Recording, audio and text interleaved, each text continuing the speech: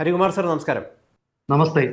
വിഴിഞ്ഞത്തൊരു രാജ്യാന്തര തുറമുഖം എന്ന നമ്മുടെ സ്വപ്നം സാക്ഷാത്കരിക്കപ്പെട്ടിട്ട് ഇപ്പോൾ ഒരു വർഷം തികയുകയാണ്. ഏതാണ്ട് 400ഓളം വരുന്ന മദർ ഷിപ്പുകൾ വിഴിഞ്ഞത്ത് എത്തപ്പെട്ടു ഈ കാലയളവിൽ എന്നാണ് നമുക്കറിയാൻ വേണ്ടി കഴിയുന്നൊരു കാര്യം. ഈ ഒരു ഘട്ടത്തിലാണ് വളരെ പ്രധാനമായിട്ടുള്ള ഒരു ആശങ്കയും ഉയരുന്നത്. കാരണം ഈ ഭൂമി ഏറ്റെടുക്കലുമായി ബന്ധപ്പെട്ടിട്ട് ഈ ഇൻഡസ്ട്രീസിന് വേണ്ടിയിട്ട് ഇത്തരം കാര്യങ്ങളിൽ ഒരുപാട് പ്രയാസങ്ങൾ, സ്ട്രഗിൾ കേരളം നേരിടുന്നുണ്ട് എന്ന് കേൾക്കുകയാണ്. അതായത് വിഴിഞ്ഞത്തിൻ്റെ യഥാർത്ഥത്തിലുള്ള പൊട്ടൻഷ്യൽ ഉൾക്കൊള്ളാൻ വേണ്ടിയിട്ട്, അതിൻ്റെ സാധ്യതകളെ നമ്മൾ ഉപയോഗപ്പെടുത്താൻ വേണ്ടിയിട്ട് യഥാർത്ഥത്തിൽ കേരളത്തിന് സാധിക്കുന്നില്ല എന്നാണ് കേൾക്കുന്നത്. ആ ഘട്ടത്തിലാണ് തമിഴ്നാട് ഇതിനെ കൃത്യമായിട്ട് പ്രയോജനപ്പെടുത്തുകയും ചെയ്യുന്നു. ഇത്തരത്തിലുള്ള വാർത്തകളും ചില നിരീക്ഷണങ്ങളൊക്കെ പുറത്തു വരുന്നുണ്ട്. അങ്ങും ഇത് ശ്രദ്ധിച്ചിട്ടുണ്ടാവും. എന്താണ് അങ്ങയുടെ ഒരു വിലയിരുത്തൽ? മണ്ണും ചാരി നിൽക്കുന്നവൻ പെണ്ണും കൊണ്ടുപോയി എന്നൊരു ചൊല്ല് മലയാളത്തിലുണ്ട്. ഇതിപ്പം വിഴിഞ്ഞം പോർട്ടിന്റെ ഗുണഫലങ്ങൾ തമിഴ്നാട് തട്ടിക്കൊണ്ടു പോകുന്ന ഒരു സ്ഥിതിയിലേക്കാണ് കാര്യങ്ങൾ എന്നുള്ള വാർത്തകൾ ഒട്ടും അതിശയോക്തിയല്ല, അത് വസ്തുതയാണ്. അതിന്റെ കാരണം ഇത് വിഴിഞ്ഞത്തിന്റെ കാര്യം പറഞ്ഞാൽ നമുക്ക് ഒരു തുറമുഖം എന്നുള്ള നിലയിൽ, പ്രത്യേകിച്ച് ഈ മദർഷിപ്പുകൾ അടുക്കാൻ കഴിയുന്ന ഒരു ഡീപ്പ് വാട്ടർ പോർട്ട് എന്നുള്ള നിലയിൽ, deep water international container port എന്നുള്ള നിലയിൽ വിഴിഞ്ഞം വലിയ വിജയമാണ്. കാരണം ലോകത്തിലെ ഏറ്റവും വലിയ കപ്പൽ, അതായത് ഏറ്റവും വലിയ കണ്ടെയ്നർ കപ്പൽ മെഡിറ്ററേനിയൻ ഷിപ്പിംഗ് കോർപ്പറേഷന്റെ കപ്പലുകൾ ഇവിടെ വന്നിട്ട് വളരെ വിജയകരമായിട്ട് അല്ലെങ്കിൽ വളരെ സുരക്ഷിതമായിട്ട് ഡോക്ക് ചെയ്യുകയും ഇവിടെ കണ്ടെയ്നർ അൺലോഡ് ചെയ്തതിന് ശേഷം ഇവിടുന്ന് പോവുകയും ചെയ്തു. ഈ മൺസൂൺ കാലത്തും, അതായത് ഇത്രയധികം കടൽ പ്രക്ഷുബ്ധമായി കിടക്കുന്ന ഈ സമയത്തും ഒരു സുരക്ഷാ പ്രശ്നങ്ങളും ഇല്ലാതെയാണ് വിഴിഞ്ഞത്തിന്റെ ഓപ്പറേഷൻ നടക്കുന്നത് എന്നുള്ളത് വിഴിഞ്ഞം ഒരു തുറമുഖം എന്നുള്ള നിലയിൽ വലിയ വിജയമാണെന്നുള്ള കാര്യത്തിൽ നമുക്ക് സംശയമൊന്നുമില്ല. അപ്പൊ അതിൽ നിന്നും കേരളത്തിന് ഇപ്പോൾ വരുമാനം പോലും കിട്ടുന്നുണ്ട്. ചെറിയ തോതിൽ, വലിയ തോതിലൊന്നും കിട്ടി തുടങ്ങാൻ കുറെ വർഷങ്ങളെടുക്കും. ഉണ്ടായ ഏറ്റവും വലിയൊരു സംരംഭം എന്നുള്ള നിലയിൽ തീർച്ചയായിട്ടും ലോക ശ്രദ്ധ വിഴിഞ്ഞം ആകർഷിച്ചുകൊണ്ടിരിക്കുകയാണ്. പക്ഷെ ഇതിന്റെ പ്രയോജനം കേരളത്തിന് പൂർണ്ണമായിട്ട് ലഭിക്കണമെങ്കിൽ തദ്ദേശീയമായിട്ട് ഈ വിഴിഞ്ഞം തുറമുഖത്തിന് അടുത്ത് തന്നെ, സമീപത്ത് തന്നെ വ്യവസായങ്ങൾ വരികയും ഇവിടെ നിന്ന് കയറ്റുമതി ആരംഭിക്കുകയും ചെയ്യണം. ഇപ്പോൾ നടക്കുന്നത് കണ്ടെയ്നർ മദർ ഷിപ്പുകളിൽ നിന്നും കണ്ടെയ്നറുകൾ ഇറക്കിയിട്ട് ചെറിയ കപ്പലുകളിലാക്കി ഇന്ത്യയിലെ മറ്റ് തുറമുഖങ്ങളിലേക്ക് പോവുകയാണ് ചെയ്യുന്നത്. അപ്പം ലോകത്തുള്ള എല്ലാ വലിയ പോർട്ടുകളോടും അനുബന്ധിച്ച് സ്പെഷ്യൽ ഇക്കണോമിക് സോണുകളുണ്ട്. നമുക്കിപ്പോൾ ദുബൈയിലെ പോർട്ടിനോടനുബന്ധിച്ച് നമുക്കറിയാം ജബൽ അലി പോർട്ട്. അതൊരു 2000 ചതുരശ്ര കിലോമീറ്ററോളം വരുന്ന ഒരു ഏരിയയിലാണ് അവിടെ സ്പെഷ്യൽ ഇക്കണോമിക് സോൺ കിടക്കുന്നത്. ഇത് തന്നെയാണ് സിംഗപ്പൂർ പോർട്ടിനോടും അനുബന്ധിച്ചുള്ളത്. ഈ സ്പെഷ്യൽ ഇക്കണോമിക് സോണുകളാണ് ഒരു തരത്തിൽ പോർട്ടുകളുടെ ഒരു ജീവനാഡി. കാരണം അവിടെയാണ് വ്യവസായങ്ങൾ തഴച്ചു വളരുന്നത്. അങ്ങനെ അനുബന്ധമായിട്ട് പോർട്ടിനോടനുബന്ധിച്ച് വലിയൊരു തൊഴിൽ സംസ്കാരം, അങ്ങനെയാണ് തുറമുഖ നഗരങ്ങൾ തന്നെ ഉണ്ടാകുന്നത്. ഇതിനൊക്കെ വലിയ സാധ്യതയാണ്, അതായത് അപാരമായ സാധ്യതയാണ് വിഴിഞ്ഞം തുറന്നു വെക്കുന്നത്. പക്ഷേ ദൗർഭാഗ്യവശാല് ഈ വിഴിഞ്ഞത്തോട് അനുബന്ധിച്ചുള്ള വ്യവസായ മേഖലകളുടെ കാര്യത്തിൽ കേരളം പതിവ് പോലെ തന്നെയാണ്. പട്ടിയുടെ വാല് പന്തീരാണ്ട് കൊല്ലം കുഴലിലിട്ടാലും പിന്നെയും അത് വളഞ്ഞിരിക്കുമെന്നാണ് ഈ തെക്കൻ കേരളത്തിലൊക്കെ ഉള്ള ഒരു പഴഞ്ചൊല്ലുണ്ട്. അതായത് പഴയ കാലത്ത് നാടൻ പട്ടികളുടെ ഒക്കെ വാല് വളഞ്ഞായിരിക്കുന്നത്. അതൊരു കുഴലിനകത്തിൽ കയറ്റിയിട്ടാലും കുഴൽ ഊരി കഴിയുമ്പോൾ വീണ്ടും പഴയതുപോലെ. ഇപ്പൊ കേരള സർക്കാരും അങ്ങനെ തന്നെയാണ്. കാരണം ഇവിടെ വ്യവസായവൽക്കരണത്തിന്റെ ഒക്കെ കുറിച്ച് വലിയ സംഭാഷണങ്ങളൊക്കെ വലിയ വായിൽ പലതും പറയുമെങ്കിലും ഒന്നും നടക്കുന്നില്ല. Tamil Nadu state industries promotion corporation ഉണ്ട്, അതായത് സിപ്കോട്ട് എന്ന് പറയും. ആ സിപ്കോട്ടിന്റെ 4 വ്യവസായ പാർക്കുകളാണ് തിരുനെൽവേലി ജില്ലയിൽ തുടങ്ങാൻ പോകുന്നത്. അവർക്ക് ഇപ്പോൾ തന്നെ ഗംഗൈകൊണ്ടൈൻ എന്ന ഒരു സ്ഥലത്ത്, അത് തിരുനെൽവേലി ജില്ലയിൽ തന്നെയാണ്, അവിടെ ഇപ്പോൾ തന്നെ ഒരു വ്യവസായ പാർക്കുണ്ട്. അതിന്റെ 2ാം ഘട്ടം പണി തുടങ്ങിയിരിക്കുകയാണ്. തമിഴ്നാട് സർക്കാർ 2260 ഏക്കർ ഭൂമി ഐഡന്റിഫൈ ചെയ്ത് കഴിഞ്ഞിരിക്കുന്നു. അത് ഏറ്റെടുക്കാനുള്ള ഉത്തരവ് ഇറങ്ങിക്കഴിഞ്ഞു. വളരെ വേഗത്തിൽ അതിന്റെ ഉടമസ്ഥർക്ക് ഭൂമിയുടെ വില നൽകി തമിഴ്നാട് സർക്കാർ ഈ ഭൂമി ഏറ്റെടുക്കും. അപ്പോൾ 2 ഇൻഡസ്ട്രിയൽ പാർക്കുകൾക്കുള്ള സ്ഥലം ഓൾറെഡി കണ്ടെത്തിയിരിക്കുന്നു. അടുത്ത 2 എണ്ണവും കൂടെ വരുന്നു. ഇപ്പോൾ നിലവിലുള്ള ഒരു ഇൻഡസ്ട്രീസ് പാർക്കിന്റെ പിന്നെ 2ാം ഘട്ടം വികസനം തുടങ്ങിക്കഴിഞ്ഞു. തിരുനെൽവേലി ജില്ല പിന്നെ വിഴിഞ്ഞത്ത് നിന്നും വളരെ അടുത്താണ്. അത് 100 കിലോമീറ്റർ 100 അത്രയൊക്കെ വരുവുള്ളെന്നാണ്. ഒരു 120 കിലോമീറ്റർ ദൂരം വരുമോ എന്ന് പോലും എനിക്ക് സംശയമാണ്. അത്ര ചെറിയ ദൂരമേ ഉള്ളൂ. എറണാകുളത്ത് പോകുന്നത് ഇതിനേക്കാൾ, തിരുവനന്തപുരത്ത് നിന്ന് ഇതിനേക്കാൾ ദൂരമുണ്ടല്ലോ. അപ്പൊ കേരളത്തെ ഇപ്പം വ്യവസായ മന്ത്രി പറയുന്ന പാലക്കാട് തൊട്ട് വ്യവസായ ഇടനാഴി അങ്ങ് തിരുവനന്തപുരം വരെ വരുമെന്നാണ്. അത്രയൊന്നും വേണ്ട. തിരുവനന്തപുരം ജില്ലയിൽ കുറച്ച് സ്ഥലം ഇപ്പൊ ആകെ ഞാൻ മനസ്സിലാക്കുന്നത് ഈ കിൻഫ്ര പിന്നെ കണ്ടെത്തിയിരിക്കുന്നത് ഏതാണ്ട് 100 ഏക്കർ സ്ഥലം മാത്രം. അപ്പം ഇവിടെ ഒന്നും നടക്കാൻ പോകുന്നില്ല. വളരെ കൃത്യമാണ്. തമിഴ്നാട് ഇതിനോട് അനുബന്ധിച്ച് വരേണ്ട സ്പെഷ്യൽ ഇക്കണോമിക് സോൺ ചുരുക്കി പറഞ്ഞാൽ തിരുനെൽവേലി, കന്യാകുമാരി ജില്ല, ഇനിയിപ്പോൾ കന്യാകുമാരി ജില്ല ഇതിനേക്കാൾ അടുത്ത് കിടക്കുന്ന സ്ഥലങ്ങളുണ്ട്, അവിടെയും വരും. ചുരുക്കി പറഞ്ഞാൽ ഈ വിഴിഞ്ഞം പോർട്ടിന്റെ ഫലമായിട്ട് ഉണ്ടാകേണ്ട വ്യവസായവൽക്കരണം സംഭവിക്കുന്നത് തെക്കൻ തമിഴ്നാട്ടിലായിരിക്കും, കേരളത്തിലല്ല. ഇത് തമിഴ്നാടിന് വലിയ ആസൂത്രണമാണ്. അത് പറയാതിരിക്കാൻ നമുക്ക് നിർവാഹമില്ല. നമുക്ക് പിന്നെ തമിഴ്നാട്ടിലെ ഇപ്പൊ ഞാൻ ഈ വാർത്ത വായിച്ചപ്പോൾ ഞാൻ ആലോചിച്ചത്, ശരിയാണ്, കേരളത്തിൽ സ്ഥലമില്ല. ഇപ്പം ഞാൻ നമ്മുടെ ഈ ചർച്ച കേൾക്കുന്ന പിന്നെ അന്തംഗമ്മികൾ, ഇടതുപക്ഷ, അവരെല്ലാം ഉടനെ ഇപ്പൊ അടുത്ത ഒരു ന്യായീകരണവുമായിട്ട് വരും. ക്യാപ്സൂളാണ് എല്ലാത്തിന്റെ അടിസ്ഥാനം. അപ്പൊ ഈ ക്യാപ്സൂൾ എങ്ങനെ ആയിരിക്കുമെന്ന് ഞാൻ ഇപ്പോഴേ പറയാം.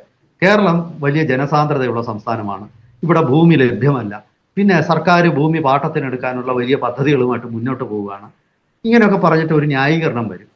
അപ്പൊ എനിക്ക് മറു ചോദ്യം ചോദിക്കാനുള്ളത്, സർക്കാർ ഒരു പൊതുമേഖലാ സ്ഥാപനം, ഇപ്പൊ കിൻഫ്ര തന്നാട്ടെ, ഒരു വിഴിഞ്ഞത്തിനോടനുബന്ധിച്ചുള്ള ഒരു വ്യവസായ കേന്ദ്രം തുടങ്ങാനായിട്ട് ഒരു സ്പെഷ്യൽ പർപ്പസ് വെഹിക്കിൾ ഉണ്ടാക്കിയിട്ട് എന്തുകൊണ്ട് ഇവർക്ക് പോയി തമിഴ്നാട്ടിൽ സ്ഥലം വാങ്ങിച്ചുകൂടായിരുന്നു? ശരിയാ, കേരളത്തിൽ സ്ഥലമില്ല.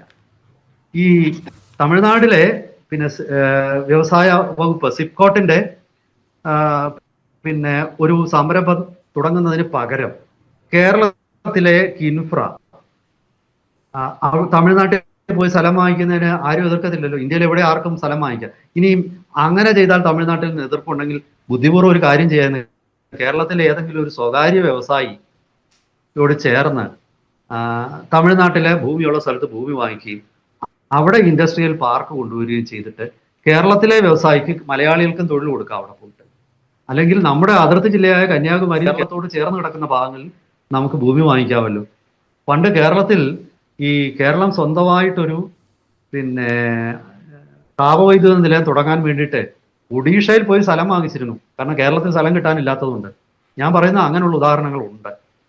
ഇനി ഞാൻ മറ്റൊരു വസ്തുത, തമിഴ്നാടിന്റെ ഒരു ദീർഘദൃഷ്ടി ഞാൻ ആദ്യമേ പറഞ്ഞു, അത് നമുക്ക് പറയാതെ വയ്യ. ഇപ്പം തമിഴ്നാട് മറ്റൊരു കാര്യം ചെയ്തിരിക്കുന്നതിന് ഉദാഹരണം പറയുമ്പോൾ അത് നിങ്ങൾക്ക് മനസ്സിലാവും.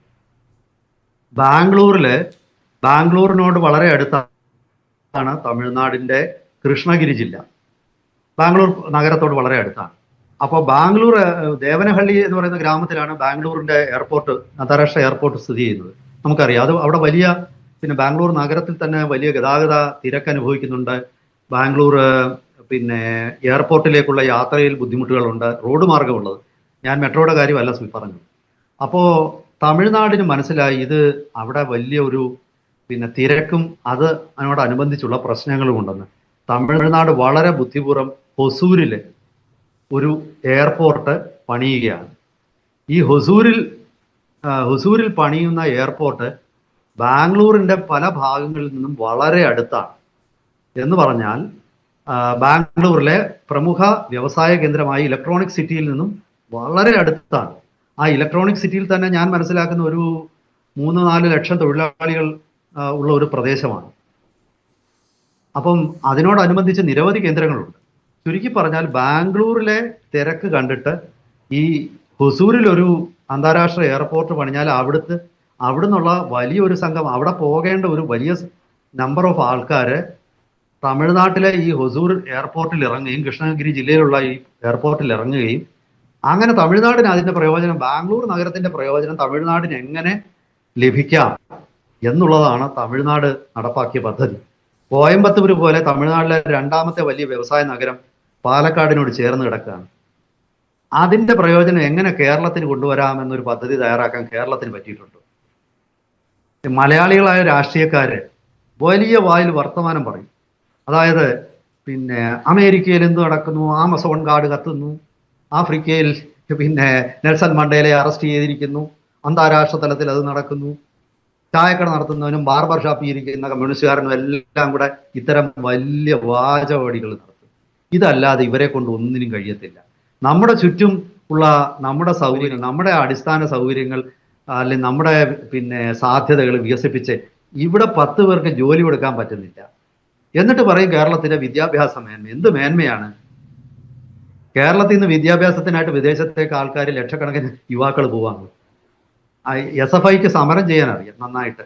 അത് മാത്രമേ എനിക്ക് പറയാനുള്ളൂ. ഇത് പിന്നെ കേരളത്തിന്റെ ഒരു പരിതാപകരമായ അവസ്ഥയാണ്. വിഴിഞ്ഞം പോലെ ഇത്ര നല്ല ഒരു തുറമുഖം വന്നിട്ട് അതിന്റെ സാധ്യതകൾ പ്രയോജനപ്പെടുത്താൻ കഴിയാതെ അതിന്റെ ഗുണവും തമിഴ്നാടിന് കിട്ടുകയാണ്. സത്യം പറഞ്ഞാൽ ഈ വിഴിഞ്ഞത്തിന് പകരം കുളച്ചൽ, കന്യാകുമാരി ജില്ലയിലുള്ള കുളച്ചൽ തുറമുഖം വികസിപ്പിക്കണം എന്നുള്ള വലിയ ഒരു പ്രചരണം തമിഴ്നാട് നടത്തിയിരുന്നു. കേന്ദ്ര സർക്കാരിലൊക്കെ വലിയ സമ്മർദ്ദം ചെലുത്തിയിരുന്നു. ഇപ്പൊ ഞാൻ ഒരു കാര്യം ഓർക്കുന്നത്, ഞാൻ അതുകൂടെ പറഞ്ഞ് അവസാനിപ്പിക്കാം, നമ്മുടെ സമയം അവസാനിക്കാറായി. അപ്പോൾ ഞാൻ നിരന്തരം പിന്നെ എൻ്റെ സമൂഹ മാധ്യമങ്ങളിലൂടെ, ഇംഗ്ലീഷിൽ ട്വിറ്ററിലൂടെ വിഴിഞ്ഞം തുറമുഖത്തിന്റെ ആവശ്യകതയെക്കുറിച്ച് സ്ഥിരമായിട്ട് ഞാൻ പോസ്റ്റുകൾ ഇടുമായിരുന്നു. അപ്പോൾ ഒരു ദിവസം ദേശീയ തലത്തിൽ അറിയപ്പെടുന്ന ഒരു മാധ്യമ പ്രവർത്തകൻ, അദ്ദേഹം തമിഴ്നാടുകാരനാണ്, ഇദ്ദേഹം എന്നെ രഹസ്യമായിട്ട് അദ്ദേഹം എനിക്ക് ഡയറക്റ്റ് മെസ്സേജ് ചെയ്യുന്നു, നിങ്ങൾ കുളച്ചൽ തുറമുഖത്തിന് വേണ്ടി സംസാരിക്കണം, നമുക്ക് ബാക്കി ടേംസ് ഒക്കെ നമുക്ക് സംസാരിക്കാം. അപ്പൊ ഞാൻ അദ്ദേഹത്തിന് വഴി കൊടുത്തില്ല, ഞാൻ അദ്ദേഹത്തിനെ ബ്ലോക്ക് ചെയ്തു. എന്നിട്ട് അദ്ദേഹം എൻ്റെ മൊബൈൽ നമ്പർ കണ്ടെത്തിയിട്ട് എനിക്ക് മെസ്സേജ് അയക്കാൻ തുടങ്ങി. അപ്പൊ ഞാൻ പറയുന്നത്, തമിഴന്മാർക്ക് തമിഴ്നാട് വികസിക്കണമെന്നുള്ള ഒരു അഭിവാഞ്ച, അതിന് അവർ എന്ത് വേണമെങ്കിലും ചെയ്യും. ഇപ്പൊ എന്റെ കാല് പിടിക്കണമെന്നോ, അല്ലെങ്കിൽ വേറെ ഇപ്പൊ ഗൗതമിന്റെ കാല് പിടിക്കണം, പിന്നെ നമ്മുടെ ചാനലിലൂടെ ഇത്തരം ഒരു വാർത്ത പ്രക്ഷേപണം ചെയ്യണം എന്ന് അവർക്ക് തോന്നിയാൽ അവർ കാല് പിടിക്കും. അതാണ് അവരുടെ സ്നേഹം സംസ്ഥാനത്തോടുള്ള, അതാണ് അവരുടെ ഉൾക്കാഴ്ച, അതാണ് അവരുടെ ഒരു കാര്യക്ഷമത, കർമ്മകുശലത. ഇതാണ് ഇന്ന് വിഴിഞ്ഞത്തിന്റെ കാര്യത്തിലും കേരളം വായി നോക്കിയിരിക്കും, മണ്ണും ചാരി നിന്ന തമിഴൻ പെണ്ണും കൊണ്ടുപോകും. ഒരു സംശയം എനിക്ക് തോന്നുന്നു. ഈ വിഴിഞ്ഞം തുറമുഖത്തിന്റെ ഉദ്ഘാടനവുമായി ബന്ധപ്പെട്ടിട്ട് നമുക്കറിയാം, മെയിലാണ് പ്രധാനമന്ത്രി നരേന്ദ്രമോദിയാണ് അത് രാജ്യത്തിന് സമർപ്പിച്ചത്. മുഖ്യമന്ത്രി പിണറായി വിജയൻ ഉണ്ടായിരുന്നു. അന്നൊക്കെ വലിയ രീതിയിലുള്ള വിവാദങ്ങൾ ഉയർന്നായിരുന്നു. അതായത് പിതൃത്വം ഏറ്റെടുക്കുന്നു, വിഴിഞ്ഞത്തിന്റെ പിതൃത്വം കമ്മ്യൂണിസ്റ്റുകാർ ഏറ്റെടുക്കുന്നു, പിണറായി വിജയൻ ഏറ്റെടുക്കുന്നു, ഉമ്മൻചാണ്ടിക്ക് അതിന്റെ ക്രെഡിറ്റ് നൽകുന്നില്ല എന്നൊക്കെ പറഞ്ഞുകൊണ്ട്. ഇപ്പം നമ്മുടെ നരേന്ദ്രമോദി അടക്കം ഒരു കാലത്ത് അംബാനിയെ പുറന്തള്ളിയവർ ഇപ്പം അതാ മുതലാളിത്തവുമായിട്ട് കൂടെ നിൽക്കുന്നു. മന്ത്രി വാസവന്റെ പ്രസംഗവുമായി ബന്ധപ്പെട്ടിട്ട് അദ്ദേഹം ചൂണ്ടിക്കാണിച്ചതാണ്. അതിന് ഇത്തരത്തിൽ ഒരുപാട് രീതിയിലുള്ള വിവാദങ്ങൾ ഇതുമായി ബന്ധപ്പെട്ടിട്ടൊക്കെ ഉണ്ടായിട്ടുള്ളതാണ്. എന്തായാലും ഇപ്പോൾ ഈ ഒരു വർഷം പൂർത്തിയാകുന്ന ഈ ഒരു കാലയളവിൽ നമുക്കറിയാൻ വേണ്ടിയിട്ട് കഴിയുന്നൊരു കാര്യം, 400ഓളം കണ്ടെയ്നറുകൾ അവിടെ എത്തി. എങ്കിലും ഈ ഭൂമി ഏറ്റെടുക്കലുമായി ബന്ധപ്പെട്ടിട്ട് നിരവധിയായിട്ടുള്ള പ്രശ്നങ്ങൾ കേരളം നേരിടുന്നുണ്ട്. അത് പ്രയോജനപ്പെടുത്തുകയാണ് തമിഴ്നാട്. സാറ് പറഞ്ഞ പോലെ തന്നെ തമിഴ്നാട്ടിലുള്ള ആളുകളെപ്പോലെ ആ സംസ്ഥാനം വളരണം എന്ന് പറയുന്ന ഒരു വല്ലാത്ത വാഞ്ച കേരളത്തിലുള്ള പല ആളുകൾക്കും ഇല്ലേ എന്നാണ് ഈ ഘട്ടത്തിൽ നമ്മൾ ആലോചിക്കേണ്ട ഒരു പ്രധാനപ്പെട്ട ഒരു കാര്യം. എന്തായാലും ഈ ചർച്ചയിൽ പങ്കെടുത്തതിന്, സംസാരിച്ചതിന് ഒരുപാട് നന്ദി സാർ.